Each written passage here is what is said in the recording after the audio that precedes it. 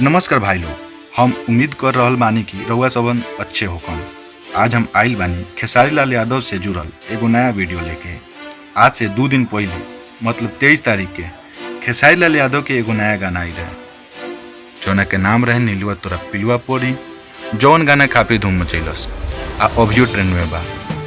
आज फिर खेसारी लाल यादव सूचना दिहलन न कि काल सवेरे 5:45 में एगो और नया गाना आई, जौना के टाइटल बा सजनवा ऊपर देखेला फिल्म। ई गाना में स्वर खेसारी लाल यादव आ अंतरा सिंह प्रियंका के बा।